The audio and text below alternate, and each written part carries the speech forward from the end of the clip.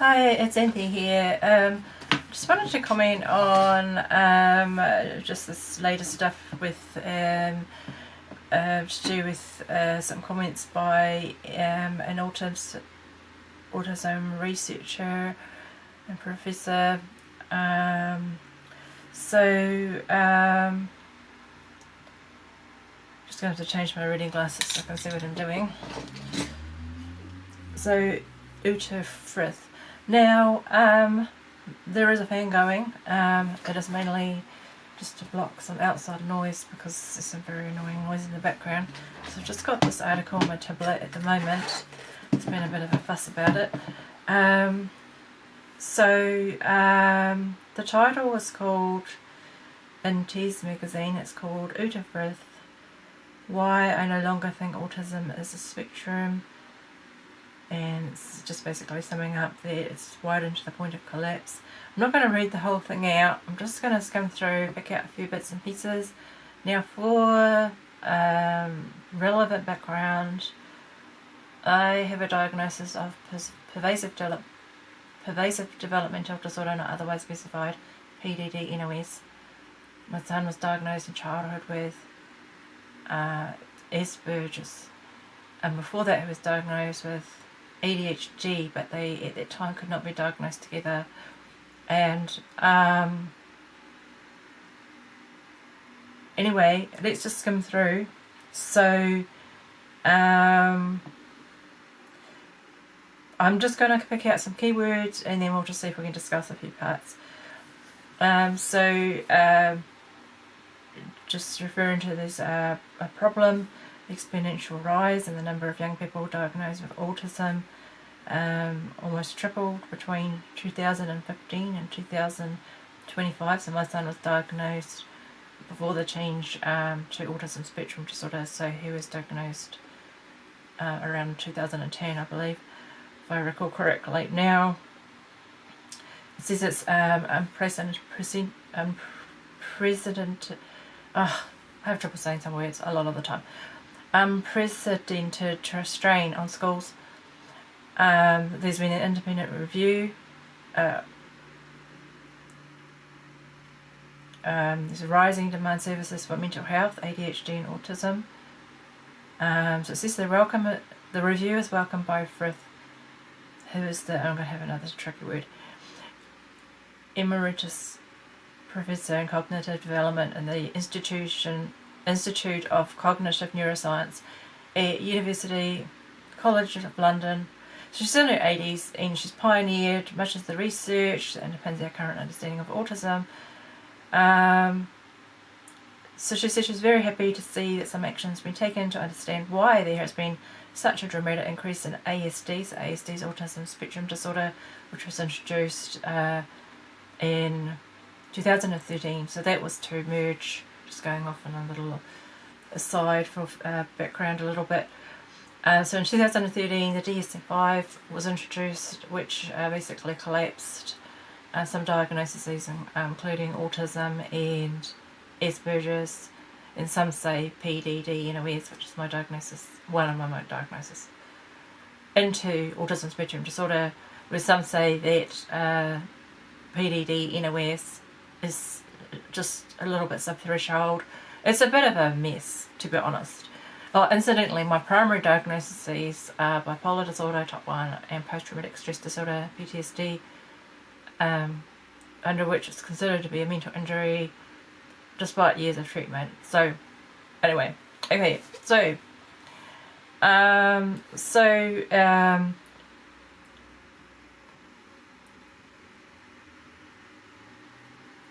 you know, there were some things about how it's traditionally been defined, neurodevelopmental disorder. Some people object to the word disorder, but she said that's what she would call it. It's lifelong, distinct problems in social communication and interaction. And there is also an additional problem with what's called repetitive restrictive behaviours. This can present as narrow interest or sensory issues. And it says that neither of these characteristics has been researched sufficiently, and then her lifetime's work, so she's worked in this like for decades anyway.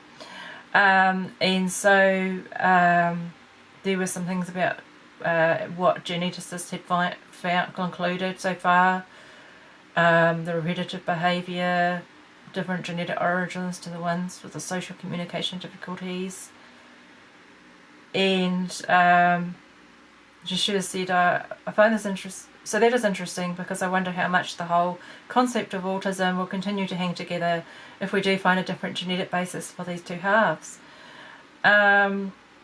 So, the basic definition of autism is lifelong neurodevelopmental communication difficulties, restricted behaviour, has remained the same, generally accepted, but the interpretation of that different definitions are different matter, because we've made it more inclusive. So it's, including more people. So pointing out it's not a neat category, we wanted to include the not so typical cases, which I would be. We widened the criteria. The idea came that autism isn't just a single category, it's a spectrum. So because of various cultural factors, the spectrum's gone on to become more and more accommodating, and she said, and now I think it's come to its collapse. I actually inclined to agree on her view. There's been a lot of backlash against her speaking out about this. Anyway,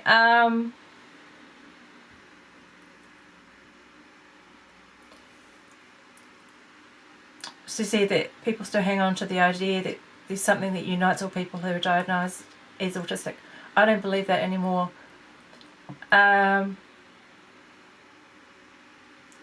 So the interviewer asked, is there a more accurate way to think of autism if it's not a spectrum? She said that we at least have two big subgroups of people who are diagnosed in early childhood.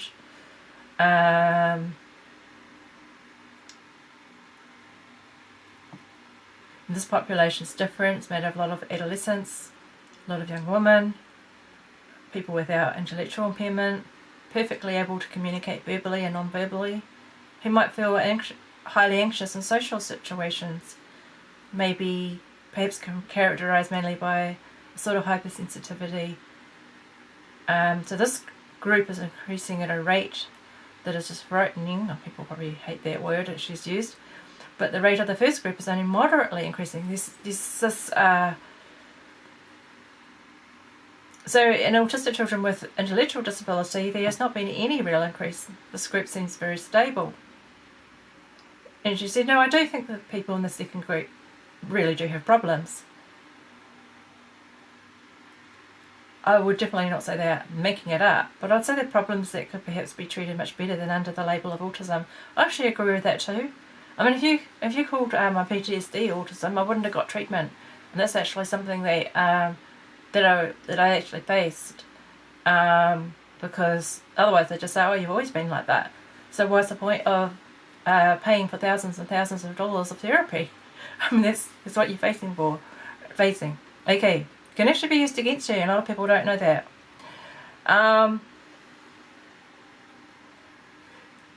So she says, so I would fight for that label to be limited to the first group. I actually agree with that. I used to call myself autistic. I actually don't anymore. Part of the reason is because of this kind of stuff and much more. So she was asked about masking. She said the masking idea has no scientific basis. Yet everybody, including the researchers and the clinicians, have been enamored with this idea. So there's a bit about that. And then the girls are historically less diagnosed.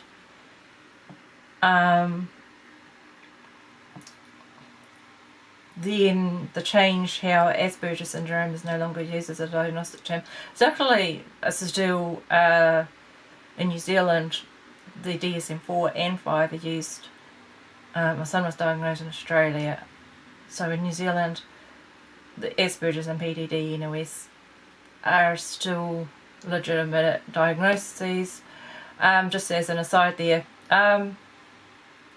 So the Asperger's syndrome is introduced as an official diagnostic term in the 90s to include people who would not fit the original autism description. people with fluent language, sometimes high IQ, yet still had very typical symptoms of autism. So I'll tell you some of the things. I keep my son anonymous for his privacy. You know, he would do things like line up his toys and just say things without a filter, like tell his teachers they were stupid and things like that. With me, I had I didn't speak for a whole month studying school, for example. Didn't go out to play with the other children. It's a whole bunch of stuff, and we would be considered mild these days. I mean, he had some help with the special needs department. I was a child in the 70s, so it was just noted. But the thing is, we're getting people who are saying they're missed, okay, and that therefore no one noticed anything, including at school, at home, partners, or whatever.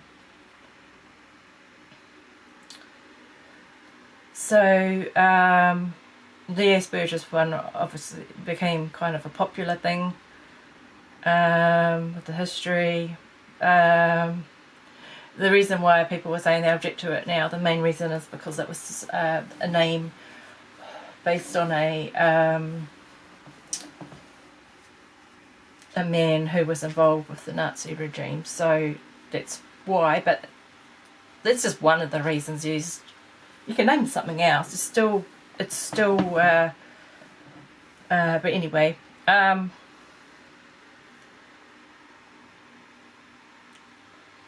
But anyway, she's coming back to here. I'm just going to paraphrase a few parts. So it's the same, assuming people could meet the diagnostic criteria for autism, whether or not they had language difficulties or intellectual difficulties. So with the Asperger's, could be very fluent with speaking, unlike myself, but still have difficulty, you know, doing things like telling on someone, and I have this myself as well, having trouble telling on someone is lying to you and things like that. One of the ways I tell is actually inconsistencies over time. Anyway,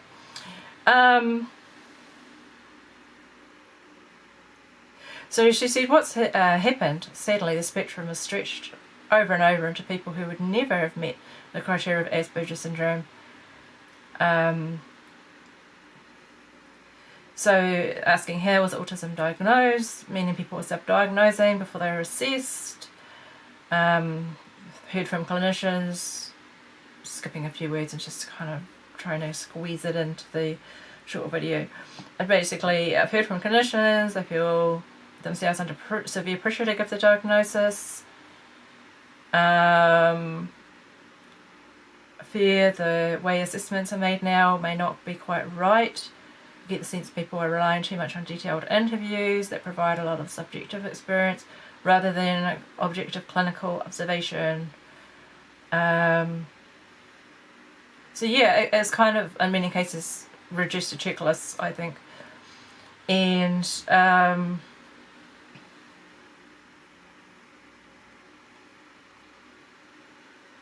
asking about causes, we'll skip all of that. But this part, we do not have a biomarker, and I suspect when we get a biomarker, we need more than one. There will be different kinds of autism, many different kinds. So I was asked what this means for teachers, support pupils. She said, I think it's useful to make clear distinctions between the different types of children who've been diagnosed. Those who are intellectually impaired and diagnosed early cannot very easily be accommodated in mainstream. They tend to have the very challenging behaviour. And then there's ones that have very good language, may have once fitted into the Asperger's syndrome category, can often really benefit from mainstream education, but you have to be concrete in telling them what you want them to do. You can't assume they understand the norms of behaviour as other children do. And that's what basically both me and my son have had, that with just difficulty with understanding, you know, the norms or whatever. And then we have the extended spectrum, older children or children later in primary. She might suggest as hypersensitive. I score very highly on the highly sensitive person scale, which isn't a diagnosis, it's just a trait. But says if they're incredibly anxious, they might be the ones who won't come to school anymore. So the anxiety thing, it was definitely something that affected both me and my son, but still was mainstream schooled. I actually changed schools for him because things were not good at one school.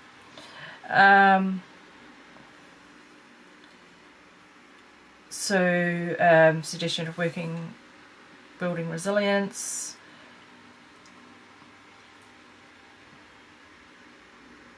Just want to mention that with the resilience, there has been a lot of changes in time over parenting and teaching and all of that.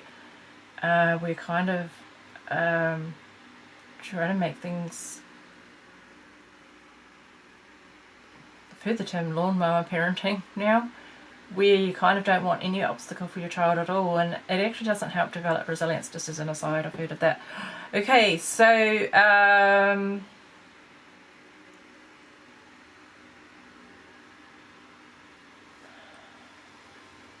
there was mention about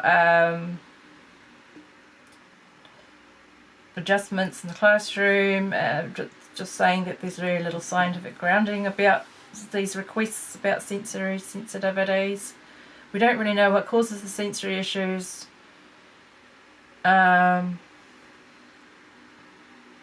had the sensitivities, which are mostly manageable, but at times become extreme. It's definitely for me linked with more when I'm anxious, definitely. So it's connected also, I think, to the PTSD, and I've had lots of therapy about it. It's definitely surges, and having years and years of treatment, it is more manageable. I was at a point at one stage where going to the supermarket, I would have panic attacks just because of the noises. Just as an aside, so treating the trauma and all of that. Okay, so it just says here we're near the end of it, just skimming through. Because the latest thing is that I see is, well, let's try and finish this before we come back to the sensory thing. Cultural understanding on the concept of autism, which has changed so much. It's not just affecting ordinary people who might be interested in who they are. It affects teachers and other professionals. It's only in the past 10 years, so I felt like things have gone too far, and very slowly I've come to say, no, this is not right. I'll try and post that, just turn that off. I'll try and post a link to that in the description if you want to read it for yourself. I'm inclined to agree with the whole view pretty much. I observe it myself, so I've been observing this for, well, if my son was diagnosed about 2010 with massive crepe, so 10, so about 20, over 15 years ago. But I had heard of it because the link to trying to figure out with meltdowns of the food sensitivities, which there were some links. Some foods would definitely set meltdowns off. And someone actually mentioned to me, have you heard of Asperger's? And I read the book by Tony Atwood, and I thought, oh my goodness, how has I got things in there that is exactly my son, like watching Thomas the Tank Engine, DVDs on repeat, things that I would do. And then I recognised some things in myself. Now, at the time, his father was very resistant to get diagnosed and was having trouble at school, which was flagged multiple times. I'm divorced now, but my then husband was very opposed to a diagnosis. He said he doesn't want to have him labelled. And I was more of the view to try and get support at school, because you've got to look at what's the purpose of the label. Because what people are doing nowadays, they're sensationally saying, oh, it's getting diagnosed, help me to understand who I am. Oh, what a load of shit, basically. It's just a load of shit what's happening now. But back then, I met other children when my son was diagnosed, it was actually reached crisis point. So he was diagnosed when I started the process when he was about 6 years old. And there was a lot of things which I won't go into right now, but I did write a bit more nuance about it. I actually asked my son, do you mind if I put you in a book? And he says, so as long as I'm an anonymous mum, I don't mind. But basically I've put it into a book which I've only got now as an ebook and not on Amazon. I've decided to skip Amazon. It's called Bipolar Courage, Are You Sure You're Not Autistic? The second part is what someone said to me, and I've gone in there with more of the nuance and the detail than I can cover here. So, but basically at the time the diagnosis for my son was to try and get him support because he was being bullied by both the students and the teachers, and it was just a crisis situation where my little boy did not want to live anymore. And then his father finally pulled his finger out of his fucking butt and actually agreed to doing something about it. Should not have got to that point. Anyway, I still feel angry about that after all these years. But anyway, the diagnosis, the point of it, was not to give him an identity or what other bullshit preached these days. It was to try and get some support, some help. One of the things that was very difficult for him, and recommendations to us was teaching assertiveness skills, and there was clinicians helped us with learning regulation skills because he would go straight into meltdowns, which obviously does not fit well with the classroom environment, and it's also stressful at home as well. But just lots of various supports that we could access at that time, which has probably dried up since. By the time he got to college, we had to, the college said they will, if he would have a meltdown or anything, they will expel him immediately unless he gets written down autism spectrum disorder with the word autism. They didn't want the Asperger's, even though the psychiatrist had written Asperger's autism rather than Asperger's syndrome. So I wonder whether, I'll never know now, I wonder whether he would have been diagnosed ASD 2 at that time rather than 1. But anyway, never know. But he's doing very well now. He's really making a go of things. So he's a young adult now. But anyway, what I was trying to say about this is that going to college, they said to him, you just have to go back to some specialist or something. I think it was a pediatric something or other doctor, just to get basically a letter for the school. But otherwise, the only accommodations, and this was in Australia, that they would do by that stage, because the government had phased out the supports that he had at primary school, which was a few hours a week with the teacher aide and stuff like that. They had phased it out and made the new cut-off with the ASD coming in, with the children who could speak. So my child could speak very fluently. Was actually the only time that he wouldn't speak is when he was very dysregulated, and he couldn't because he was, described to me what it felt like and everything. But going to high school, the little minimal support we had was gone. So the only two things was he could get extra time on tests if he wanted, which he refused because he didn't want to be seen as different to the other children. And then the other one was expelling with no comeback if he were to have a meltdown. Now, and we've done a lot of work in those years, those early years. Well, I had anyway, taken to all sorts of specialists, plus the work that I did using my own difficulties in my life to teach him the social skills. For example, when he'd get into trouble for calling his teacher stupid, I'd say to him, now, because I didn't want him to feel bad for even thinking that, like thought crimes thing, because that's what I was brought up with, this rubbish, if you have thought crimes. I said, okay, you can think that, but do you think it's a good idea to say that out loud to their face? So what he would do is he would think it over, and I didn't say you must do this or you must do that. I gave him some because he didn't want to be told what to do, you see. So he'd think it over. You know, does it make your life easier or harder? You know, but he says, I can't help it. It just comes out. So I told him, you know, help him with practical ideas. You know, say it when they're out of earshot. Say it under your breath. Come home and tell me about it. You know, things like this. Ideas. Just giving you an overview of the work that went in to help him to develop and thrive and avoid some of the difficulties that I've had. I mean, you know, had other difficulties himself with, you know, the impact of the divorce and circumstances and other shit. But anyway, what was I trying to say about this? But what we have now, and this is what I have dared to criticise, and I've gotten so much flack for it, is the rise of this fucking influencer shit, where people who are claiming to have high mass with nothing to note in childhood, getting book deals before they've written a frickin' book, and posing as experts and claiming to be experts in, you know, like one, I can't even bother saying this frickin' name, but one who was a teacher for over a decade. There's a mutual loathing between us.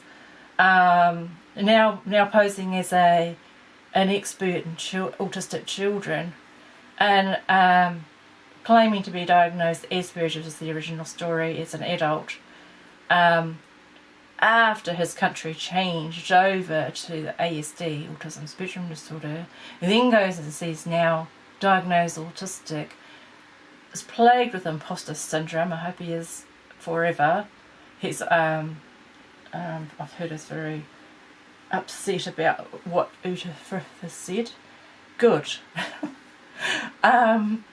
Because he's admitted that he feels like a charlatan. He's admitted that he had nothing to note in childhood, so wouldn't have been diagnosed anyway. That's just an example, but I've seen several others claiming that they, or confessing that they went and exaggerated in their assessments to get not one but two developmental disorder diagnoses. They got the autism and they got ADHD. What a load of fucking shit.